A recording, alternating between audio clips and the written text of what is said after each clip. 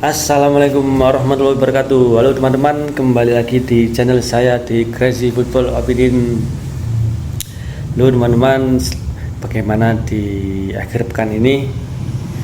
Masih semangat teman-teman yang masih bekerja, semoga dilancarkan, dimudahkan rezekinya ya teman-teman. Dan yang berikan masalah, semoga masalahnya dipermudah dan cepat selesai. Kali ini saya teman-teman ingin membahas sedikit yaitu pertandingan dua tim besar, yaitu Prancis melawan Portugal ya teman-teman. Ini duel tim mega bintang. Di Prancis ada Mbappe, di Portugal banyak ya sebenarnya. Namun ikon Portugal saat ini masih Cristiano Ronaldo ya teman-teman. Ya, ini duel yang sangat menarik teman-teman. Didier Deschamps akan kembali lagi revan melawan Portugal teman-teman, yang pada tahun 2016 lalu Prancis gagal memenangkan juara Piala Eropa waktu itu di final setelah kalah dari timnas Portugal ya teman-teman. Itu 1-0. Dan kali ini mereka bertemu kembali ya teman-teman di fase perempat final ini. Ini adalah partai revan ya teman-teman. Memang Prancis maupun Portugal ini di Euro musim lalu juga memang tidak penampilannya memang tidak teman-teman, tidak begitu baik ya teman-teman. Sama-sama tidak lolos. Dan di tahun ini mereka sama-sama lolos dan bertemu lagi nih teman. Ini partai yang sulit teman-teman karena dua-duanya ini imbang dari segi permainan, itu memang tidak begitu spesial.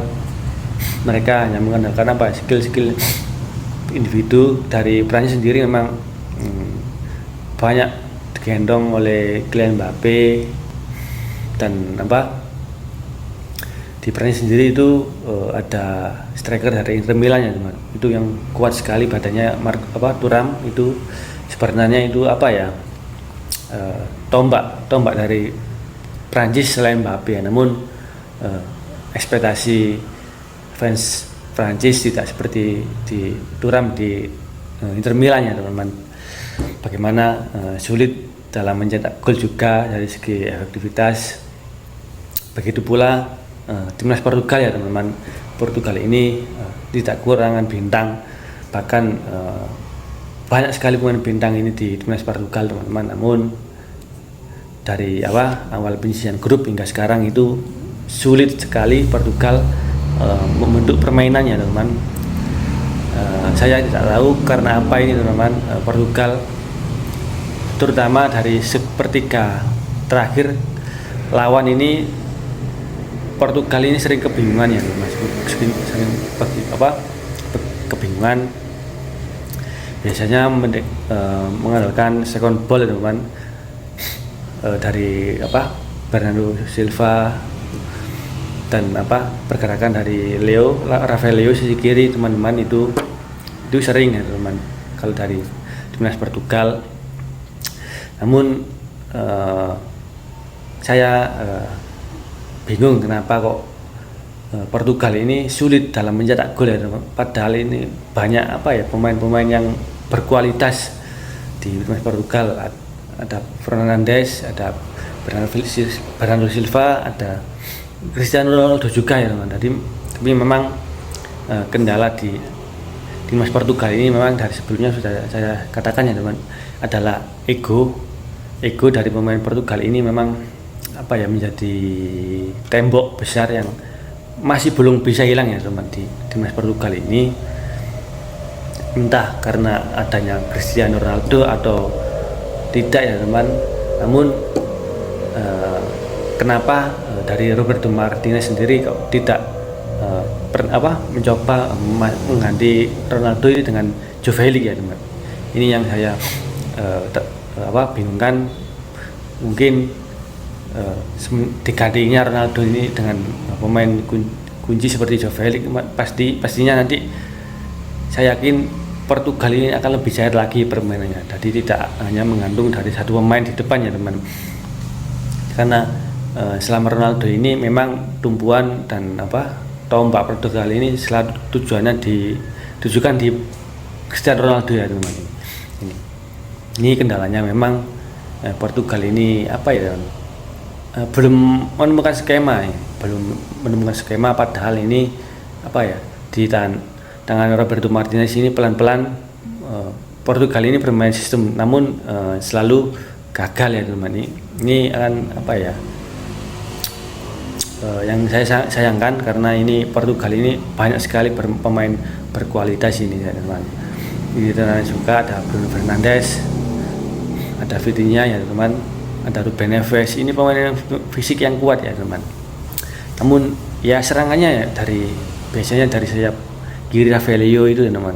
Paling banyak Portugal ini kombinasi Joao Cancelo dan Bernardo Silva, dan besok melawan Prancis ini akan lawan yang berat bagi Portugal, karena memang di sisi kanan Joao Cancelo ini akan berhadapan langsung dengan Kylian Mbappe lah. Ini akan beradu fisik, beradu skill juga. Pastinya Joao Cancelo mungkin tidak akan berani sering menusuk dari sisi kanan ya, karena lawannya ini Mbappe ya tahu sendiri ya teman, mempunyai skill individu dan kecepatan yang tinggi ya. Dan kalau Portugal memasukkan Diego Dalot juga akan menjadi bumerang biasanya, karena Dalot ini memang dari segi menyerangnya sangat bagus, namun dari segi bertahannya memang sedikit kurang ya teman. Tapi saya hafal sekali jika Dalot ini biasanya untuk lawannya untuk khusus kalau di MU memang seperti lawan City atau Liverpool, itu memang Dalot ini kalau pemainnya yang sisi kiri tidak cedera, di kanan dia pasti akan melakukan penjagaan khusus bagi pemain itu ya teman. Tapi memang lawannya tertentu ya teman. Di Big Match atau lawan rival itu memang biasanya kalau ada pemain dari sisi sayap yang hebat, pasti Dalot akan menjaga ya pemain ini. Tapi jika memang bukan lawannya, mungkin levelnya tidak tim besar, Dalot ini sering kecolongan ya dari segi pertahanan ini. Jadi memang serba bingung dengan kualitas Diego Dalot ini memang. Dari serangannya memang bagus, tapi dari sisi pertahanannya dia memang sangat kurang teman, Diego Dalot ini. Ya kita patut tunggu ya teman. Ini partai yang menarik ini saya sedikit menggugurkan Prancis ya teman. Walaupun Portugal bisa menang karena pemainnya juga berbeda, eranya juga berbeda ya teman. Namun di sini walaupun Prancis secara permainan tidak begitu spesial, menarik, namun dari sisi mental ini Prancis ini mempunyai mental yang bagus ya teman. Dari pengalamannya juga ini kenapa bisa menang kemarin awal Belgia ya, memang dari segi mental juga berpengaruh sekali ya, dari timnas Prancis ini teman. Bahkan pertandingan ini Portugal melawan Prancis ini akan bisa sampai adu penalti ya teman ini, karena selalu menjadikan pertandingan sangat alot ya teman. Untuk pertandingan Prancis melawan Portugal ini selalu alot hingga babak extra time bisa saja sampai adu penalti ya teman. Ya kemarin kiper Portugal juga menjadi penyelamat 3 kali tiga kali menggagalkan pemain Slovenia teman. Ini pastinya bisa sampai adu penalti ya, karena ini sama kuatnya ini teman-teman. Besok siapa yang lengah ya, ini akan menjadi hukuman bagi kedua tim, karena biasanya tim Portugal itu mengepres menjaga ketat Mbappe, namun di sisi lain ada Thuram, ada Anthony Griezmann yang bisa masuk ya teman-teman. Itu menjadi senjata rahasia Prancis ketika Mbappe dikunci, tapi ada pemain-pemain lain yang bisa membantu dan menusuk ya. Belum ada pemain PSG itu teman-teman. Itu juga dari sisi kanan Dembele juga bisa menusuk, dan itu bisa menjadi bumerang ketika Mbappe dikunci, namun ada pemain lain yang bisa menusuk ya teman.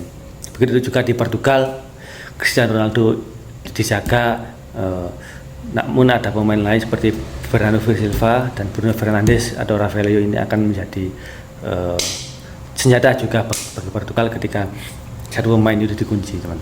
Oke teman-teman, sementara itu dulu bagaimana prediksi teman-teman untuk partai Prancis melawan Portugal ini. Apakah ada pendapat yang berbeda? Bisa langsung di komentar ya, teman. Jangan lupa like dan subscribe channel saya teman-teman, karena biar saya lebih semangat lagi. Jangan lupa kritik ya teman-teman, kasih kritik kalau saya lebih bersemangat terus. Oke teman-teman, terima kasih. Assalamualaikum warahmatullahi wabarakatuh.